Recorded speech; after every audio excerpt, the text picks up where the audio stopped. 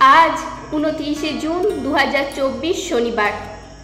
ঘড়ির কাঁটায় এখন সকাল 11টা বেজে 30 মিনিট। প্রত্যেক ভারতীয়র কাছে আজ একটা স্মরণীয় দিন। আজ আবার প্রত্যেক ভারতীয় 13 বছর পর বিশ্বকাপ জয়ের স্বাদ নিতে চলেছে। ভারত যখন প্রথম 1983 সালে বিশ্বকাপ জেতে তখন তো আমি পৃথিবীর আলোই দেখিনি, কিন্তু যখন দ্বিতীয়বার মানে 2007 সালে বিশ্বকাপ জেতে তখন অনেকটাই ছোট আমি, খেলার কিছুই বুঝতাম না সেভাবে। তবে এখন একটু হলেও বুঝি। মনে আছে সেই দিনটা যেদিন ইংল্যান্ডের ভারতীয়দের বিরুদ্ধে হওয়া অন্যায়ের প্রতিবাদে যুবরাজ সিং ক্ষোভে ফেটে পড়ে পরপর 6টা বলে 6টা 6 তুলে যোগ্য জবাব দিয়ে ভারতীয় দলকে ফাইনালে তুলেছিল। সেখানে পাকিস্তানের সাথে খেলে ভারতীয় দল জয়লাভ করে। চারপাশের মানুষজনকে দেখেছিলাম আনন্দে ফেটে পড়তে। ক্রিকেট সম্পর্কে কোনো অভিজ্ঞতা না থাকলেও সবার সাথে আমিও অনেক আনন্দ করেছিলাম। চারিদিকে এত বোম বাজি হই হুল্লোড় কেন হচ্ছে তখন বুঝিনি যে আমার দেশ বাকি সব দেশকে পিছনে ফেলে বিশ্ব জয় করেছে। 4 বছর পর ওয়ানডে বিশ্বকাপ 2011 সালে আবারও সব দেশকে পিছনে ফেলে শ্রীলঙ্কা ও ভারতীয় দল ওঠে ফাইনালে। তখনও জয়ী হয় ভারতীয় দল। তখন ক্রিকেটের অল্প স্বল্প বুঝি, তখন ফিল করেছিলাম নিজের দেশ জিতলে কি ভয়ঙ্কর আনন্দ হয়। রাত্রি 11টার সময় চারিদিক থেকে সবার হাতে হাতে উঠছে ভারতের পতাকা, ধ্বনিত হচ্ছে বন্দে মাতরম, জয় হিন্দ, ভারত মাতা কি জয়। পরের দিন সকালে সে এক দেখার মতন দৃশ্য। বড় করে মিছিল বের করা হয় প্রত্যেক ভারতীয় খেলোয়াড়কে সম্মান জানানোর জন্য। সে তো জীবন থাকতে ভোলার নয়। তার 4 বছর পর 2015 সালে ভারত সেমিফাইনাল পর্যন্ত গিয়ে পরাজিত হয় অস্ট্রেলিয়ার কাছে। ভারতীয়দের মন ভেঙে যায়। আবারও 2019 সালে একই ঘটনা ঘটে ভারতীয়দের সাথে। সেমিফাইনালে গিয়েও নিউজিল্যান্ডের কাছে পরাজিত হয়ে ফিরে আসতে হয়। আবারও স্বপ্ন ভেঙে যাওয়ার জন্য ভারতীয় খেলোয়াড়দের সাথে প্রত্যেক ভারতীয় চোখে জল আসে। এর মধ্যেখানে বেশ কয়েকটি টি20 বিশ্বকাপ হয়ে গেছে। 2023 সালে আবারও এলো সেই দিন।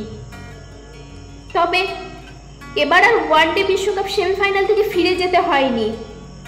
প্রথম থেকে প্রত্যেকটা ম্যাচে জয়ী হয়ে ভারতীয় দল ওঠে ফাইনালে। ওদিকে অস্ট্রেলিয়া। এর আগে এত ভয়ঙ্কর রূপে ভারতকে কেউ কখনো দেখেনি, কিন্তু সেই দিনটা আমাদের জন্য ছিল না। বেশ অনেকটাই পিছনে ফেলে জয়ী হয় অস্ট্রেলিয়া। ভেঙে যায় 142 কোটি ভারতবাসীর মন। চোখের জলে ভাসে ভারতীয় ক্রিকেটাররা।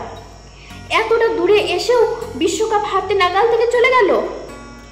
মেনে নিতে কষ্ট হয়েছিল, কিন্তু কোনো ভারতীয় খেলোয়াড়দের সম্পর্কে কোনো ভারতীয়কে কটূক্তি করতে শুনিনি।